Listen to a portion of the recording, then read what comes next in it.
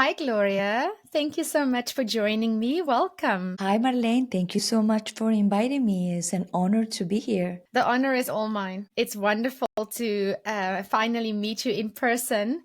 I've heard so much about you, and I've read so much about you, and I'm so excited to discuss your newly released memoir this evening on the podcast.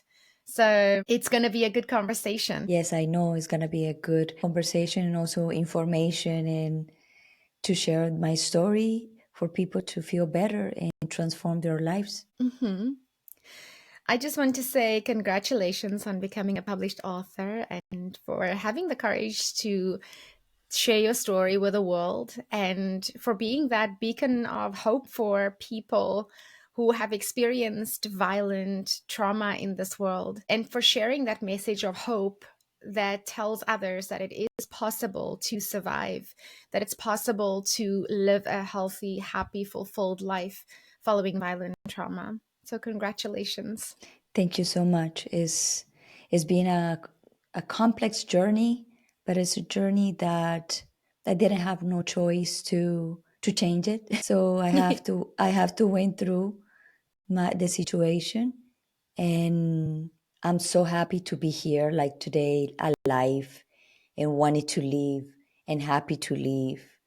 And I'm a mother, I'm a grandmother. So when you see back, when you go and look back all the things that you went through and how many things you achieve in your personal journey, for me is like wow. And sometimes we forget that we are survivors, and we forget that we have a lot of tools, but sometimes we need to go back to our traumas and to say, okay, I remember I'm a survivor. I remember I'm resilient. I remember I can do anything. But sometimes we get confused. It's because the traumas create a lot of stuff, creating insecurity and a lot of things that eventually they trigger you and you think you're healed already, and then the things show up and you said, I think I already have this, so why I'm having so much difficult to deal with this. And it's for you Mhm. to recognize that you still have it. It's like those triggers is to remember you, that who you are. So, Gloria, your story starts at a very young age of 25 as a young adult living in Colombia and carefree until one day your life was completely turned upside down. Do you want to take us through the events leading up and that particular devastating day? Yes, that day, like you mentioned before, it was the day that transformed my life. It was the beginning of a new person. It was the beginning of a new journey. But it started very, very hard and started very rough and very scary. So what happened was, I was a single mother in that time. My father take care of me and my daughter. I was going to school to study business administration. I was in my second year, and one day I went into my car, and two cars stopped me just right there in front of the gate of the university. And two cars just stopped in front. And I thought, well, maybe it's a reckless driver. And next thing I feel was a gun in my forehead. So I thought at the beginning they was gonna take my car, but I never knew that was taking me. So they took me out from the car, and they dropped me in a trunk of a car, and they just lost the key of my freedom. And those first hours you are in shock and you don't know what's going to happen to you. You have no idea what's going on. Brain is trying to make sense of everything. Right. The brain don't know what's going on. The only thing that the brain knows, you are in fear. You are in extreme fear, and it's like your mind goes like white, like you're not recording anything. You just, the fear is there, like more amplified.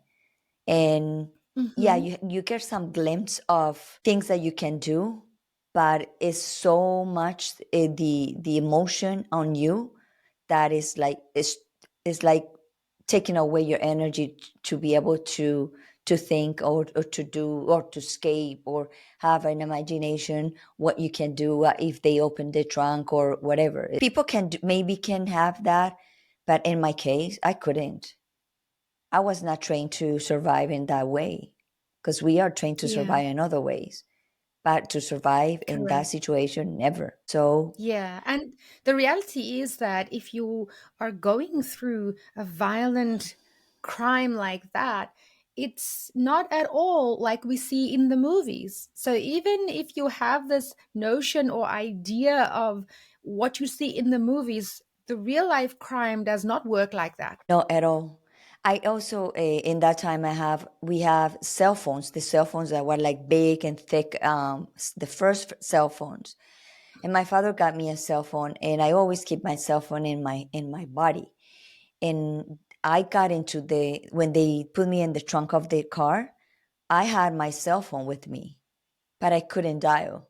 I couldn't dial. Like I don't know how to dial. And then my mind goes into, oh my God, these people's gonna know I have this. They're gonna kill me when they open that. Oh my God, I'm gonna tell them I have this. Oh my, it was like that. So when the guy opened the trunk, the first thing I did, I have this phone. I have this phone. No, no, I don't call nobody. I don't call nobody because eventually they was gonna find out. Because I was not that like understanding the situation. I'm gonna make a phone call and tell them or track with my phone or I'm gonna leave it hide in this car. It was not. It was like I want to protect my life. I don't want them to kill me. I don't want them to find out that I did a phone call. And for me was the number one survival situation I have right there. So they Yeah, pull me out from that trunk. They drive like maybe I would say could be 20 minutes, could be 10, could be 30 minutes. It was yeah, so fast for me in my mind. I didn't know how fast or how far we was. So they took me out from that trunk and put me in a small room with a very small bed with just a toilet, and they said they kidnapped me. And for me, that day I was on my way to pick up my daughter. She was 3 years old and she was in the daycare. So for me, it was like, who's gonna pick up my daughter? I'm not gonna be able to pick her up, and what I'm gonna do now? So I can't begin to imagine the millions of thoughts that went through your mind at that time. let me tell you, Marlene, is undescribable because Mm, yes, your life is in jeopardy, but also you are you want to be a mother. You want to see your kids and your daughter, and that was the only thing I was thinking. But also because of her, she kept me keep going. Like because of her, I have a yeah, daughter. I need to survive because of yeah, her. I want to survive because she need a mother, and I want to be a mother. So thank yeah. God I have a daughter in that moment because we see sometimes the situation like, wow, she had a 3 year old, but thank God I have her because I would not be even telling you the story at this moment in my life. And I think sometimes that is the motivation to navigate that difficult situation because when you're in a situation with strangers that have taken you, you almost have to become dependent on them because that is your only source of life and connection to get out of there. Exactly. And that's what a lot of people don't understand. For example, in my case, I did have Stockholm Syndrome. And for people that don't know, what is Stockholm Syndrome is when you emotionally attach to a captor or a kidnapper. In my case, was a kidnapper. But it was nothing like Yeah. I planned to do. No. It was something that because I was constantly reminded, we're going to kill you, we're going to sell you, we're going to torture you. So when you hear that many times, your mind is like, no, we need to be created. Your mind get created, and something very strange Hmm. happen when you are in captivity that your mind stays in the present and in the future, but don't go in the past because it doesn't have. It's no time to think about the past. It's now Hmm. and what's gonna happen next, the future. Right. So Yeah. my family say that they couldn't pay, and then God bless you, or God do whatever they want to do with you, and your daughter's in great hands. So when you hear that after a long time in captivity, what the next thing is, what, okay, they're gonna kill me now. Hopelessness that creeps in. So before that, I was already having like more grateful with them, with kindness. Thank you for the water. Thank you for the Mm, food. So I break mm, them. I break my enemy with kindness. mm-hmm. At the beginning, they just Right. like whatever. But then Mm, I saw like, oh, you're welcome. And then the mm, next meal, oh, thank you so much. It was so good. It was delicious. mhm, I'm so grateful to for you. You guys are taking care of me.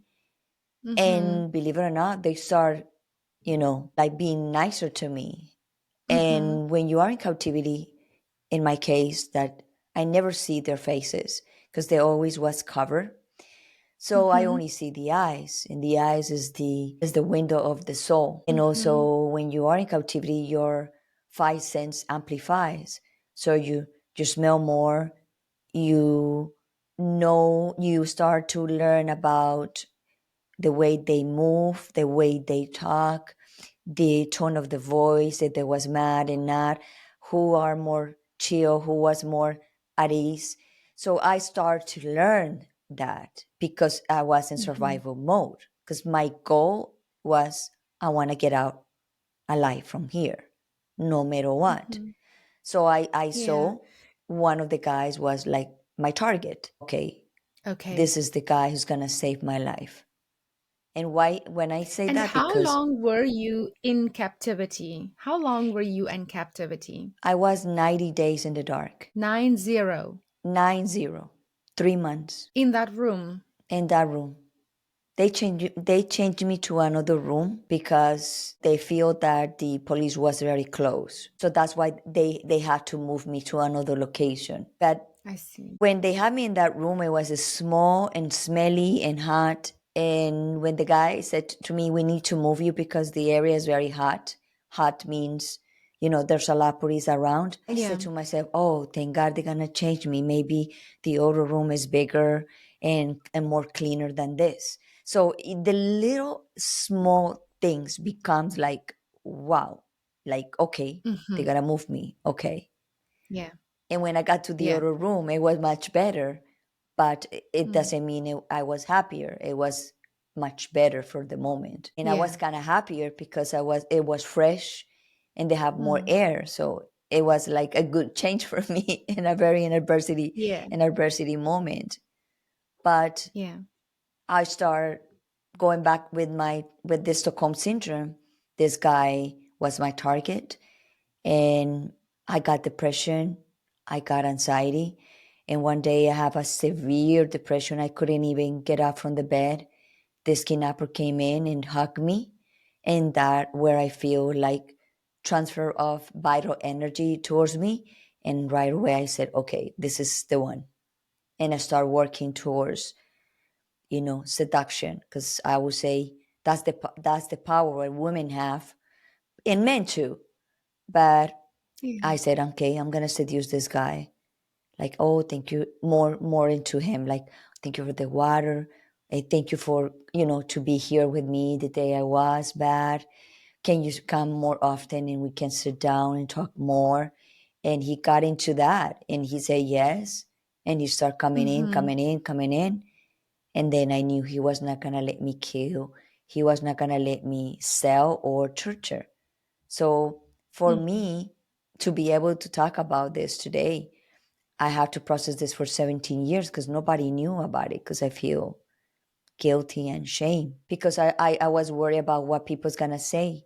Wow, you kidnap and you got emotionally attached to this guy, you got in love with this guy. And I didn't want to explain in that time because I didn't have the study of it. Like, okay, I don't know. So in the moment somebody asked me, it was love. In the moment, yes, it was love, but it was Yeah. not that I want to stay with him. It just I love him, but what he did for me. Yeah. He showed you the kindness that you used as a survival mechanism at the time, Yes, to sort of sense your surroundings. And when you don't have the usual access that we all have to facial expressions and recognition, then you have to find alternative ways in order to gather information. And I think it's just the instinct, the human instinct that helps us to survive. And it's very natural to have that and to do it in that way. But I hear you talk about the amount of shame that you felt around this, especially developing the Stockholm Syndrome with your captor. How did you escape the end of the 90 days? Were you located by the police? What happened?